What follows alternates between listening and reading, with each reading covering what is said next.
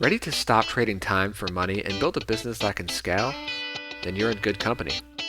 This is the Productized Podcast, where I chat with entrepreneurs who've transformed their businesses using the Productized service model. I'm your host, Brian Castle.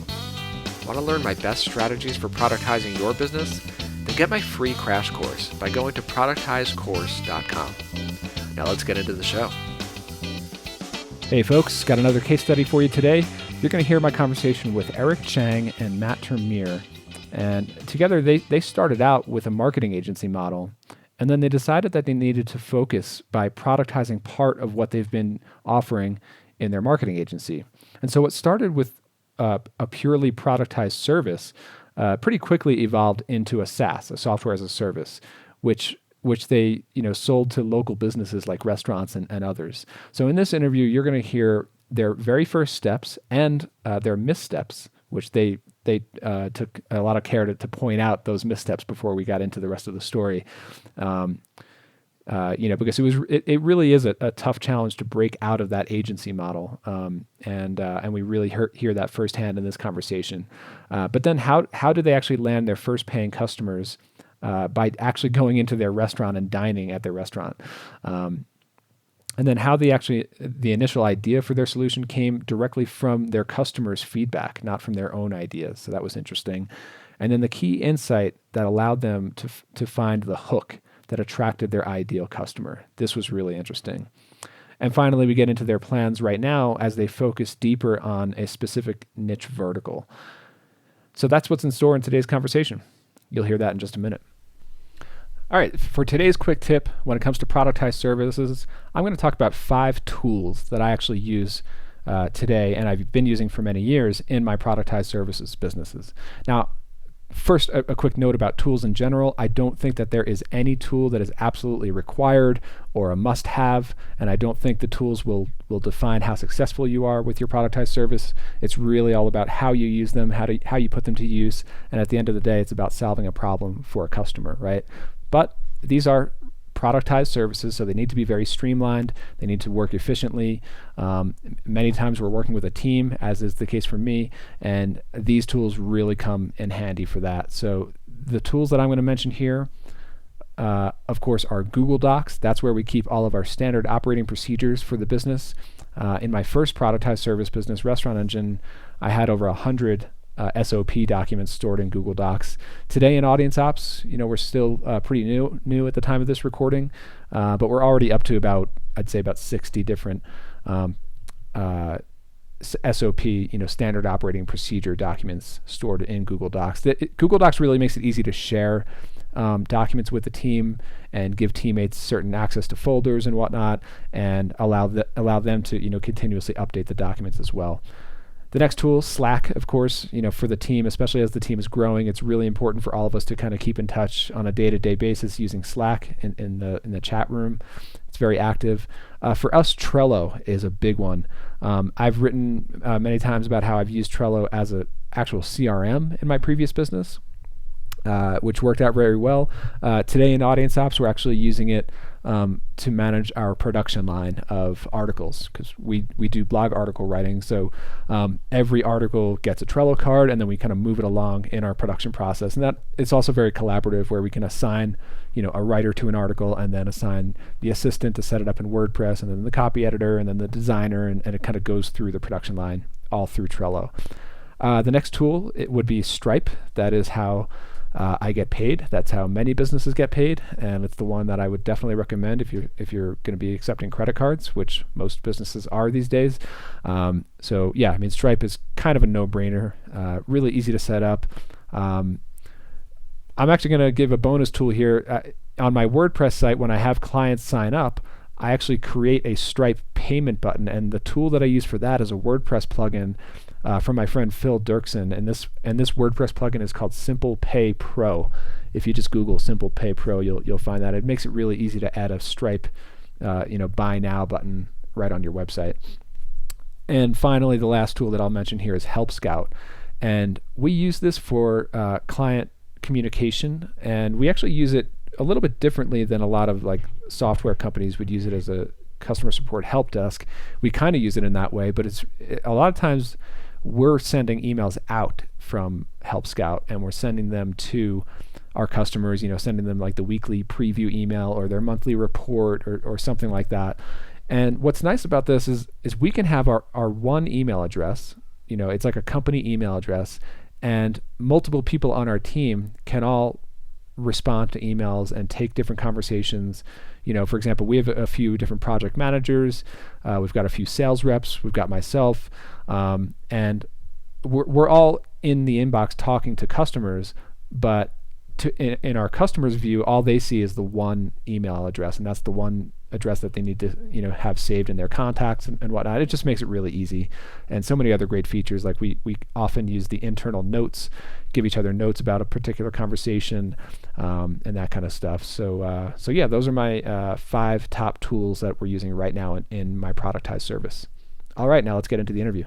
All right, so I'm here with another interview. Today I'm talking with 2 co-founders, Chang and Matt Termeer. They are the founders of rockyourcustomers.co. Thanks for joining me today, fellas. Great to be here. Cool. And so where are you guys based again? We're actually based in Canada. I'm from all over the place, but in terms of right now where I stay, Lethbridge, Alberta is where I'm at. Very cool. And Matt, where are you based right now? Right now based in southern Alberta, just a few hours south of Calgary. Very nice. Cool. So why don't we get into your company? Well, first, like today, what's the elevator pitch of rockyourcustomers.co? And then we're going to go back and get the whole backstory of how, it's interesting to hear today's story, because how you guys started with a productized service and then you kind of converted and turned it into a software product. So we're going to hear that evolution. But how does it stand today? Like what is the elevator pitch today? Right. So the pitch is it's basically a dynamic customer database that allow a client or a customer to be able to facilitate the marketing automation side of things to deliver text messages or email to their own contact. Very nice. So it's kind of like marketing automation. It combines email and mobile text messaging as well? Yes. Very cool. And did I see a note earlier that you guys kind of focus on the restaurant industry? Right. So we started out with the restaurant industry because the previous part of this process was we're running a marketing agency, and a lot of our clients were in the restaurant industry. So we thought that was a natural progression to market to them first as we convert into the productized service and then now a software model. Got it. And just looking at your site today, rockyourcustomers.co, I mean, I'm not seeing a whole lot focused on the restaurant industry. It's a little bit more broad now. Correct. We're a little bit young on the website development side. We've actually been progressing in terms of being able to focus the service for a variety of different industries. So at this point, it's more broad and generic. However, we are moving into a more focused role. Very cool. And that's what I love about doing these interviews when kind of in real time, as you guys are making a lot of changes in your business. You like we talked about earlier, this particular iteration of your business, the software side, is only 4 months old. And before that, you guys had a successful productized service, which led into this. So we're going to get into all that. Things are still changing, and that's kind of exciting. That's why I like doing these kind of real-time interviews. So why don't we go back? Where do you guys come from? When did you guys start working together? And tell me about like the marketing agency and how you got started. Right. So it's actually a pretty good story. Matt was just graduating from university. He was looking for an internship opportunity. And we connected through family, and I own a marketing agency with some other different business partners. And he was working with us as an employee for as an intern first, and he made himself really indispensable so that he retained as an employee after that. So how long ago was this? Boy, how long would you say? This would have been just under 2 years ago. Okay, cool. Right. Yeah, it's been a while. So the beginning of 2014. 14. Yep. Nice. And so your marketing agency, Eric, how long has that been established, and what kind of marketing stuff did you guys do? So we call ourselves the full service end-to-end service marketing agency. It's in a small town, and it's actually quite difficult for most people to put together all the resources to be able to offer everything from video production, creative writing, creative directing, to web development, web programming, and marketing strategy. So I came from the strategy side of things and some IT background because my degree was in computer science, and some of my other partners were from the creative side of things, and that's how we end up merging our both practices together to offer the full range services. Got it. And so you guys were working with like small businesses, local businesses, restaurants, and that sort of stuff? So some of our clients are restaurants. We have a university. We do all their videography work. We have a manufacturer, actually, and a movie theater, and what else would you say, Matt? We've got a few other super random clients, actually. Right. We have worked with quite a few nonprofits as well. Small to medium size here in Alberta and elsewhere. In addition, grocery store, boutique. So it sounds like we've done it. Yeah, it sounds like a pretty common, digital agency, marketing agency, where you're working with a lot of different clients, doing a lot of different things. I'm just curious, like for both of you, like what was your experience back then? Like, did you feel like you needed to change from that, and did you have different ideas of how you might grow or iterate from there? Yeah, great question, because that was actually how we started the whole process with looking at productizing our services. We were looking at ways to grow and trying to grow from the financial side of things, but also trying to reduce from the workload and improving our lifestyle. So we look at our original model, and we realized quite a challenge to expand, actually, because as we grow into other geographic area or take on other new clients, it became very difficult for us to do under the current model without adding more staff, and then it creates more logistical problems. So we started looking at processes where we can try to offer more of the same thing to a specific market clientele and or use cases or for the specific applications for that purpose, just because we want to make sure we can scale without having to ruin our lives. Yeah. And so with that in mind, did you first start thinking about a niche vertical or a target customer to focus on, or were you more thinking of, okay, what's like the one solution that we can do repeatedly, or a little bit of both? I think we were in circles for a while, actually. We were. We had a company retreat where we went and we talked about whether we wanted to focus on the industry or whether we wanted to focus on the service. And I think we did this dance routine for probably 6 to 8 months of not being able to determine how we wanted to structure any of our processes.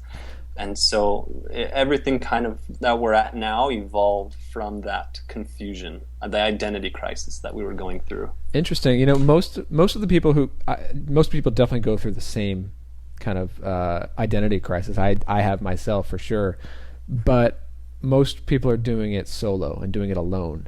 And I think you guys are interesting because there's the two of you, but who else was involved in that like 6 to 8 month process of figuring this out? So the company, the marketing agency is called Arrow. So there's Matt and me, and there's Les and Chris. That's the 4 core guys that's behind the company. And then we have other contractors that we work with as well. But in terms of the visionary side of things, that's my responsibility. So I've been trying to look for a different business model to evolve into. And Matt and I work closely together on some of the client side of things. So I pulled him into this process. And then we actually came across your Productize course in the process and say, hey, I think this is actually a framework we can use so that we don't go into a tailspin and go and run in a circle. So that provided the framework and the blueprint, if you will, for us to follow up step-by-step guide Very cool. to get to where we're at today. Nice. So you guys are discussing this, looking at different options. What were your kind of first steps or the very first changes that you started to make? Well, let's actually not summarize the entire frustrating part of hitting our head against the wall that briefly. It actually took a long time. I think that Well, I guess what I mean is like, what were some of the first like failed attempts or missteps, if you will? Yeah. So what we did is we actually we itemized each service that we offer for every client that we'd offered within the last year. And what we did from that point is we were able to find the common denominator or find which line items were in common. And then we were able to rank those in terms of priority and added value for the client themselves. And then from that point, and this was a few week process, I hated going to work because I dreaded what we were going to discuss. But after we were able to kind of neatly lay in row all of our ducks, we were able to then build upon those principles, and then over the course of the next few weeks we were able to develop our first failed effort to reach out to new clients and bring people on board, focusing on one aspect, not realizing that we needed both SMS and email to allow this to grow. Mm-hmm. Interesting. So what did that first solution look like? Yeah, so the first solution was actually called Keep Your Customers. That was the iteration, the first version before Rocket Customers. And the whole concept was surrounded by using the remarketing service that we've been doing for our client and adding email marketing on top of that. And then the whole package wrapped around using landing pages and everything. So we're actually having a hard time exactly defining what we're going to do. The whole concept was just we want to give a customer, a client, a package of something. And those were the common denominators we found that we've done for other clients. And I can imagine that you can do remarketing or you can do email marketing follow-up for all different customers, but each customer is going to have different requirements or you're going to need a different solution. So that even though you're technically doing the same type of work again and again, it's the actual strategy or the actual solution is different every time. Exactly. There were different variables, different budgets we're working with, different ad messages and creatives they wanted to promote. And at the end of the day, we realized there was no difference between our previous model where everything was highly customized to what we thought was a completely productized service. Mm-hmm. And so we had to go back to the drawing board, pick apart our ideas, and essentially build what we've developed now. One thing we found out that worked out really well was just keep simplifying all the way down to the basic, to the key value proposition that we can offer. Because I think we have a tendency, at least from my experience, was to add in too much complexity into a service that we're trying to give. So that's why we end up with a very simple concept of just offering the custom database that will be able to handle the dynamic data request. Yeah. So what did that next iteration look like, and how did you simplify? So we look into the Keep Your Customers model and say, hey, we did a few pitches to different clients and found out their responses. And most of the feedback we got back was, okay, we just want this component of this service that you offer. And that was the actual, the birthday club program. A lot of them were looking at that. So we said, okay, we don't want to just offer birthday club. We want to do more than that, because the essence of that is, if we have a system that can send out birthday promotional messages, we can also use it for other purposes. Yeah. So we arrived at the database side of things, but then using Birthday Club as a use case or an application to promote the system. That's really cool. So you were getting feedback from, I assume, a lot of restaurants and similar types of local businesses that care about giving you some sort of reward on your birthday, right? Exactly. And so you're not only are you incorporating this feedback from your prospects and your clients, you guys have a better idea of the total solution that you can provide, which ultimately it's this database of customers and birthdays, but going beyond birthdays. But in the client's eyes and their perspective, the birthday club is the thing that they latch onto, right? That's the way to make them say oh, I get it. right? Or that's the thing that they're actively searching for. Exactly. And actually, if Matt can share a cool case studies that we did, just a recent customer that signed up, it's a pizza restaurant, and their onboarding process was completely different than our agency model. The clarity that we gained and the ease of introducing our service to them was incredibly different. Under the old Arrow version, it was probably a 1 to 2 month at times process to finalize the initial consultation, their budget, the proposal, the quote, agreeing on those numbers. So at the end of the day, we were putting in hours of time with the client and on our own to develop what would become the beginning of our working relationship.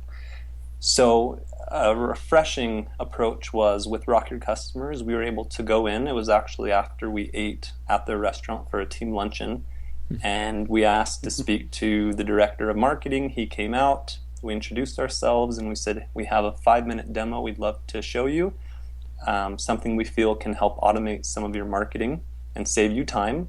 We did the demonstration. He loved it. We met again the following week, and at the end of that meeting, we committed him as our first non-retainer client for Rock Your Customers. Very cool. So I do want to dig into like your sales process, but at this point, like with that particular client, did you even have this rockyourcustomers.co website yet, or like what did you have to show them basically? That's awesome. The only thing that we had to show him was the actual demo. Yeah, it was a demo. It was a live demo. So what happened is he would text in a keyword, the keyword birthday, to a phone number. It would respond with a message saying, complete your sign-up process here. He completed the sign-up, and then automatically he received a birthday offer as if it was his actual birthday, how the consumer would experience it. Very cool. At that point, we had no brochures, no information, no digital presence to say, oh, in the meantime, look here. And even though we had multiple people asking for it, we had to kind of satisfy or pacify them with, well, maybe we can meet to discuss your questions as opposed to you doing your own homework. Right. I mean, I'm sure that's even more effective. You're doing in-person sales, and you can, that's very cool. Yeah, my favorite story out of that experience was, as Matt has suggested, we didn't have any marketing materials to go in. And on top of that, we didn't even have a live, like a fully functioning system. We had it was just a beta system that we built, and the client were asking us, hey, can you do fraud management? Can you do this and this? And we'd like to have these features added. And we say, yep, we can do that in a week. Right. We actually happen to be working on that right now. It's coming out next week. Right? That was awesome. Nice. And so actually, I also want to dig into that, because were you were kind of performing this as a service before this, right? Like, when did the software actually get built? Introduced. Yeah, or how did you use the very first version of the software? So the exact details is a little blurry to me right now. I think what went down was Matt and I had a little internal meeting, and we're just talking about his workload and said, okay, you're currently doing these things for our marketing agency client, and I like to increase your efficiency on focusing your time on something else. And if we have a software like this, would that benefit your work side of things? And do you think this is something that other clients would buy into? And he just said, yeah, I think it would be a great idea if we can make that happen. So what were those like manual day-to-day processes that you were doing before you had the software? Matt can describe that. So we'd been doing this for about a year leading up to that discussion Eric just described, in which I had 15 different spreadsheets. I was sorting, I was duplicating, I was creating multiple macros to get me information I needed. I would then export that information and then import it into our email software. And you can imagine at the end of doing this over multiple months, I had upwards to 20 to 30 different mailing lists. And I was getting confused who I'd already marketed to, who I hadn't. And then we're focusing on people who hadn't opened the email. And so everything just became very hectic. Yeah. And so that's where After about a year of doing this for a few clients, Eric approached me with this proposition, and I said, honestly, if it can save me time, absolutely. And that's kind of where our path began. And we were beginning down a path with no destination at that point, because we've since gone well beyond what we'd hoped to accomplish. But our clients' feedback actually helped provide the checkpoints along the way. Nice. So okay, so let's get back to the sales cycle. Well, maybe we can get a sense of pricing, and what did pricing look like in the beginning, and kind of what does it look like now? Right. So if we're going to backtrack a little bit to back in the marketing agency days, we literally had to go in and talk to the client and say, okay, how many contacts do you have, and what kind of messages would you like to send, and how frequent you like to do, what kind of promotion you like to offer. So all of those processes were manual. Then we give them a price quote based on that, and then there's usually one or two revision based on the affordability or the marketing budget. So like Matt mentioned this earlier, it could be a month to 2 month process just to sign a new client. Then we move into the keep your customers model. We try to go for a hodgepodge of multiple services at a higher price point. But it was still very unclear, and then in terms of the value proposition was still not strong enough for a client to bite on.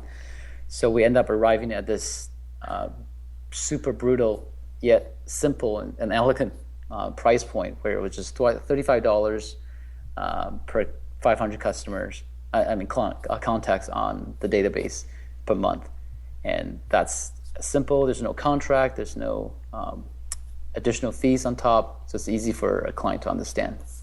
Very cool. And so going back to that very first client, you guys kind of walk in and literally eat at the restaurant of the client. Mm-hmm. And you kind of just presented this like, hey, here's a demo of the software. Here's what it can do. But are you also presenting it as a service? Like, we're going to run this for you and help you market on a monthly basis? Yeah, go ahead, Matt. Yeah, so yes and no.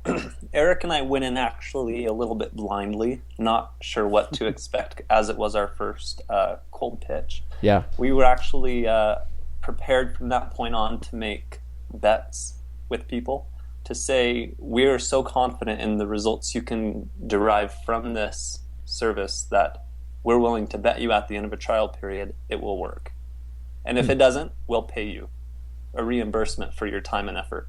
Oh, wow. So that's much more than aggressive, just a free trial. That's like, we're going to pay you. Yeah. And Eric, as director of marketing at that point, had actually approved a certain amount in such cases. But as we went into it, I made the comment to Eric once, Eric, isn't this going to actually put our consulting group out of business? Because it's automating everything that we do custom right now. And yes and no. And that's kind of how I respond to your question. Yes, because it will actually grow simultaneously with our consulting firm, because we, as part of Rock Your Customers, don't offer any type of graphic design and consulting in that regard. However, our sister company, Arrow Marketing, can offer you graphic design, can offer you strategic planning, and all of that. So it's kind of like it's a revenue channel, but it's also like a lead generator for the custom work too. You got it, spot on. Exactly. And that's actually what we're finding is the sales model is going to turn into that, using this as an upselling opportunity for something much higher value that we can generate at the agency level. Love it. Let's see, where did I want to go from here? I mean, okay, so you had that first customer. As I understand it, Rock Your Customers is still only about 4 months into this. So, how did things develop from there? Well, we hit a Christmas break, so we had about a month of a slower season, and we're ready to kick into high gear again. And during the last few months, we talked about other use cases that we want to evolve into. And since we're really building the utility or the foundation of any businesses, because every single company needs a customer database, we want to develop different examples in a layman's term, so that other clients can see, oh, if I own a little drugstore, I can use this to send out notification for this. Or if I own the pet shop, I can send out, hey, here's a monthly special for this purpose or for that other situation. So we're finding all these different use cases that we're currently developing. So pretty soon we're going to have all of them examples created, listed on our site and marketing materials to promote them. Got it. And I guess you can kind of create these niche vertical like mini sites, right? Or exactly. Like Rock Your Landing Customers CO / pharmacies or / restaurants, whatever. You got it. Yeah. Yep. Cool. I'm also curious. I mean, so this is pretty much software at this point. The database, the Rock Your Customers software. Are you finding that customers are happy to operate the software themselves, like send out their own campaigns and get themselves set up, or is it a hybrid, which we see all the time, which is like you have some software and a setup service, or a like we'll run the software for you kind of deal? Right. Awesome question. That's exactly what we were hoping for initially, was to introduce the software to the customer so they can operate themselves. However, we end up coming full circle, and the agency side of things is now providing the service and consultation for the client to use the service, to use the software, because it's simply a lot of clients just don't want to do that. So now it's becoming a value-added service that we provide on top of the software itself. Yeah, very cool. I actually found the same exact thing when I was working on Restaurant Engine, which was the early days. I intended it to be like a do-it-yourself website builder.